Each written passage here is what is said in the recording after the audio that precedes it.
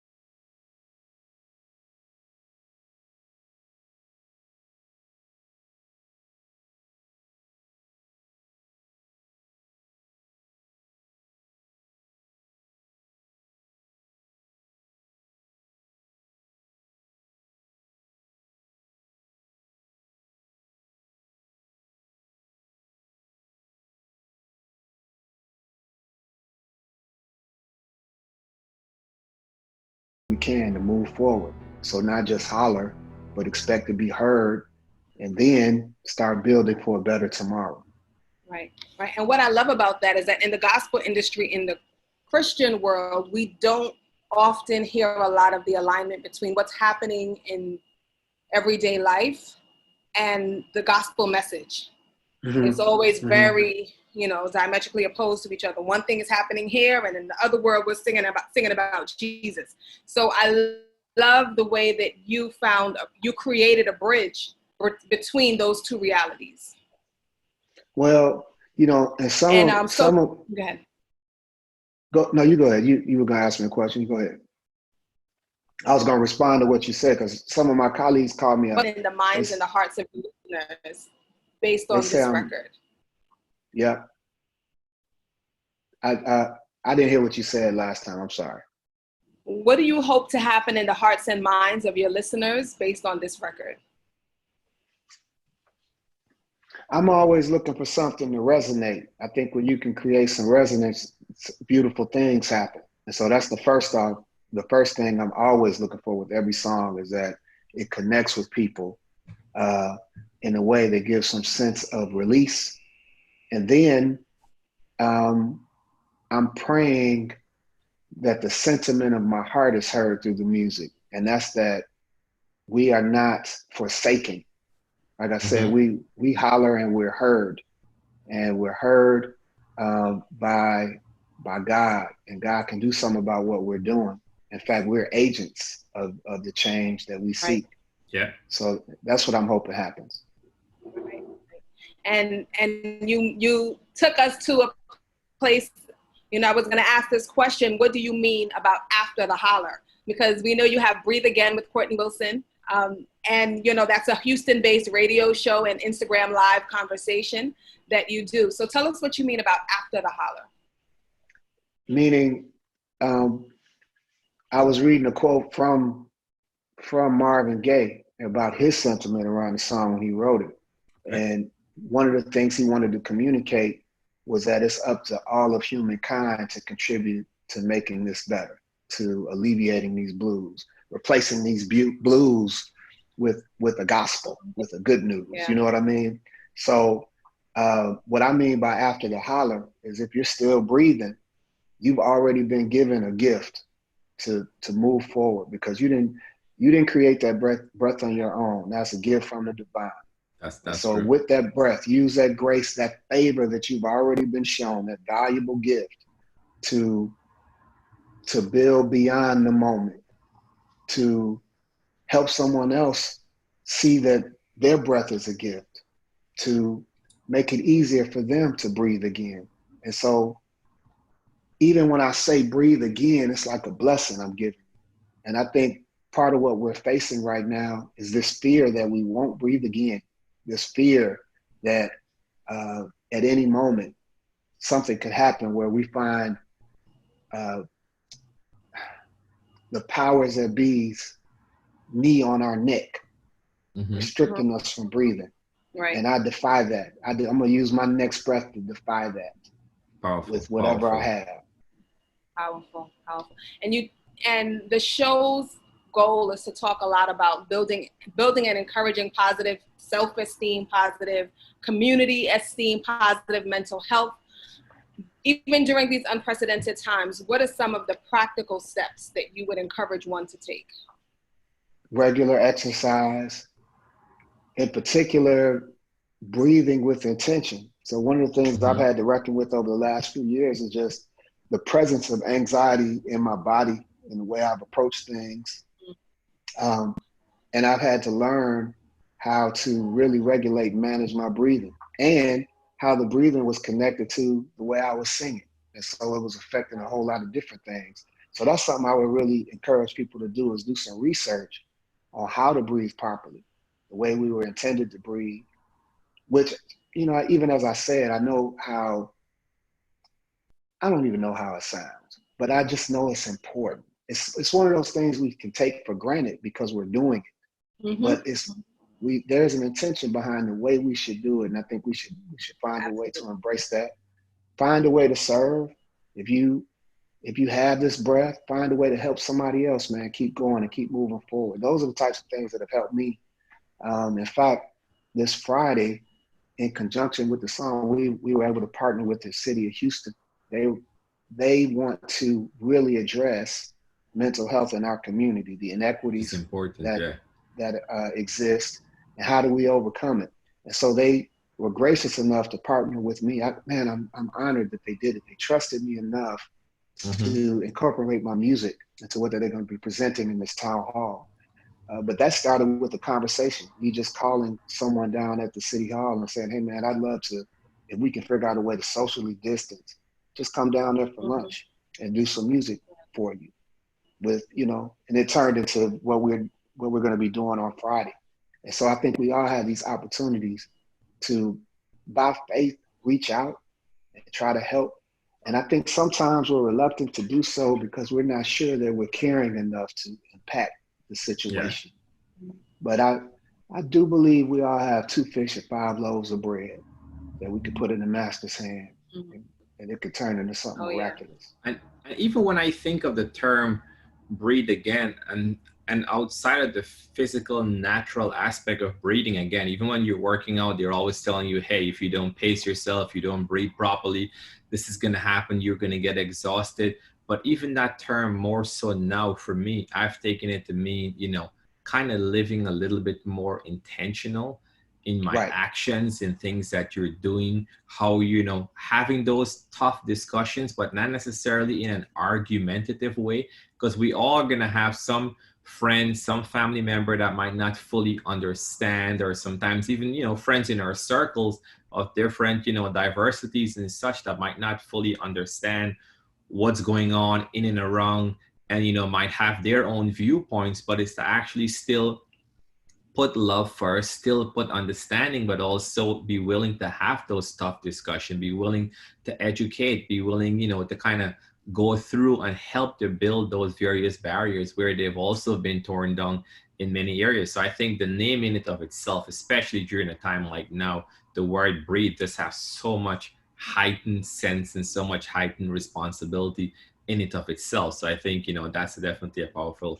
name even for the show, just as an expression of moving forward too as well. I agree, and I appreciate you saying so. And the word that keeps popping in my head is regard. I think we can do a better job of regarding one another. Yes. And I think it's important because we all come from God. And so every time you encounter someone, whether they're, regardless of the skin tone or the classifications they've claimed, you are seeing someone that's from the same source. And so it behooves you to regard them as if they are part of your family. And even too, and I was looking at your Instagram, and I'm going to paraphrase a little bit, because you made a statement about maybe 2 or so weeks ago in one of your video, and you were saying that if you're not feeling okay, it's okay. His grace is sufficient, and the only thing we can't fix is if you let being okay cause you to give up or quit. And I felt that was so powerful, but I also wanted to have you kind of expand a little bit. Like, what were you thinking in that moment, in that space, when you kind of make that statement? Like, just touch on that a little bit. A few things. One, when I talk about grace, I'm talking about breath a lot. I'm talking about breathing. I believe that that is an extension of God's grace, our ability to take the next breath. Because like we said, you did not do that on your own. You're not created yourself. And so then you remember, not only am I taking the next breath, but someone else is too. We're all sharing the same breath. So it behooves us to know that we're all being extended grace, and to remember to extend that to one another. And one of the ways we do that is to encourage each other to keep going, to keep taking that next right step forward. And one of the things that had kind of threw me off in that regard was when I witnessed George Floyd get murdered, and I watched that knee on his neck. It really threw me for a loop, and I'm not the only one. Several people were severely impacted by that, as evidenced by the protests that we've seen. And it's easy to feel despair and feel like, man, we cannot ever do anything about this. This is always going to be here. I am deciding with my next breath to at least plant a seed towards removing this mountain of racism and white supremacy and the things that will cause us to be callous enough towards one another where we could sit on somebody's neck for 8 minutes and 46 seconds. I do not believe that's what God intends. Right. And when you talk about the breath, it makes me think about what I do in my daily work. Because I think a lot of that, even what we saw with George Floyd, it begins from childhood. That callousness that you talk about begins from what we teach our children at a very young age about empathy and about preferring the other and regarding others' feelings. And if we don't begin teaching our children that at an early age, they grow up learning to disregard each other, learning not to care about how the next person feels. I'm a principal in my daily life right here in New York City. And we have a program, there's a nonprofit organization that we've partnered with called Breathe for Change. Oh, wow. And and one of the things they have taught us, and we do some yoga with them, with the children, but they teach us how to take in that full breath. And I'm pretty sure that's what you were describing earlier on in our conversation. Right. Taking in that full breath, filling up your diaphragm, letting your stomach expand, and then slowly releasing through the nose and mouth, or through the mouth. And we have seen, just a huge turnaround in student behavior, and even their response to adults, responses to each other, how they respond to authority has even changed, because they are training their bodies and minds to take a full breath. I love that. Powerful. I love that, and I salute you for being a part of it. Simple yet powerful. Yeah. So with the show that you're doing as well too, kind of like, providing that platform to touch in certain things, right? You mentioned there's mental health, there is self-esteem, and all of that, again, in witnessing, racial injustices, in witnessing, economic disparities and certain things like that. which I think is important to kind of have those discussions, throughout the life cycle of various things, not just when it's happening now, but, after all of this and after, things start to normalize and so forth. But in having a show and being intentional about that, to have those discussions, even as it relates to mental health, like, I know, as as an African-American male growing up, like, it was something that even if you heard of it, maybe this family member might have some kind of mental issue, it was always looked at like as a stigma, like, oh no, I can't go over there, I don't want to. There's this lack of understanding, this lack of empathy, this lack of just, not really wanting to truly understand and speak up. So now if someone is struggling with something, now they're going to hold that in, because you'd be like, oh no, I don't want to be that person that's struggling with mental health. But so it's just to see it having on such a scale now and having those various discussions around it. I even salute you as well for, using your influence and your platform to, speak about these things and like, hey, it's okay if you're not okay, and that's when I even hearing you say that, right. Like for me, I kind of like stop and like, and again, coming back to breathing, like you just stop. Sometimes you keep going, you putting on this facade, you keep going. And then it's like, hey, it's okay. That stuff did affect a lot of us. George Floyd affect us. Everything that's going on affect us. If you're not okay, you don't have to hide it in. Like that's perfectly fine. So, from that, again, I even, we salute you as well for, going out and even making the statement, releasing such a song like that during this time right now. That's super impactful in and of itself. So, yeah. I appreciate you saying that, man, because I appreciate you saying that, because as much as we've called the church a hospital, I don't know if you've gone to churches and you've heard them say that this is a hospital.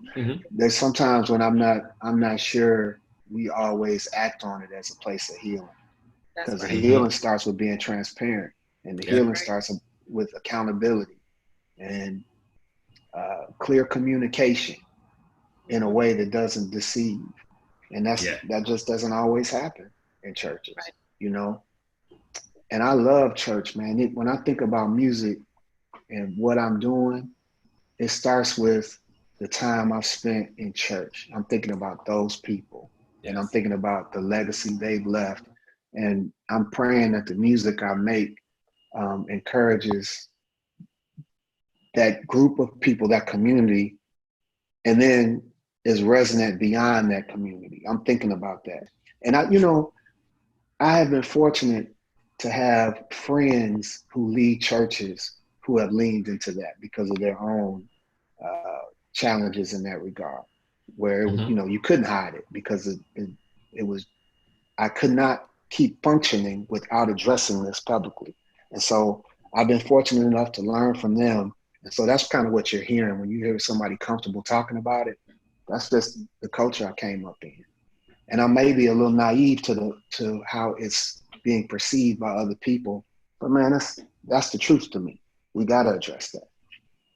Yeah. I think that's key for sure. Because even this week I was listening to, I was looking at a video from Ravi Zachariah, right? And he was talking a lot about sometimes, we're so focused on the right wing and the left wing and right, left, and not as much as a balance, even on up, down. You're talking about heaven, you're talking about hell, but also in terms of compassion, right? Compassion in terms of love, in terms of just making your time that is here a time of servitude more than others. So I think, it's, and I can resonate with even you using the word regard, because everything you're saying, hey, it's still coming back to that, right? So if you're in someone's influence and that person is hurting, it shouldn't just necessarily be about the platform, the influence the person is bringing, what that person can do for you, but at the same time stopping to think, hey, let me see what I can do to help that individual as well, beyond all of that. Because at the end of the day, we were still individuals with individuals hurting.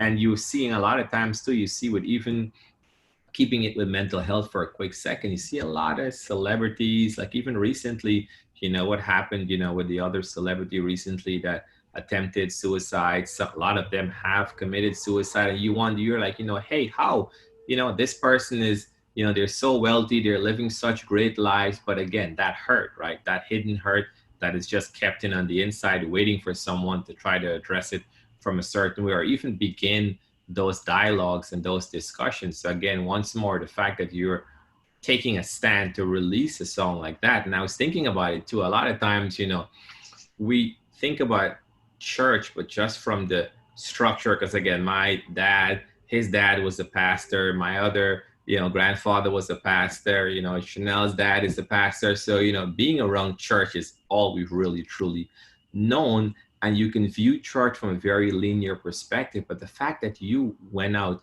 and you said, hey, I'm going to re-record a song that is not, your typical, however way someone want to classify the gospel, right? Or a hymn. You instead of going and grab a hymn and sing a hymn or something like that. But I think that in and of itself took some sort of boldness, right? Because you're going to say, hey, I'm going to take a Marvin Gaye song and I'm going to re-record it because of the impact and the message, without even, some might think, oh yeah, I don't know this song. I don't know if I want to do that. I don't know if I want to take that risk. So all of that truly shows your heart, right? That, hey, it's more than just that. It's more than just whatever few might choose to say something, but getting that message out in a time like now is very important, and it's evident. And again, what you're doing are the necessary steps, partnering with what you're doing, with Houston City and doing all of that. I think all of that shows, because in the end, it's more than just typing something up, in a hashtag BLM or something online, but it's the necessary step. Where do we go from here, basically? Well, I appreciate you saying that. And I really don't know what to say to that. Where does that come from? The question I have is, where does that come from, that boldness? And because it does take, as Sherwin said, bravery and courage to put something like this out in this climate, given the category that people would typically put your genre of music in. So where does that sense of responsibility, social responsibility, and bravery and courage come from? Were they like childhood mentors? Are they like current, where does that?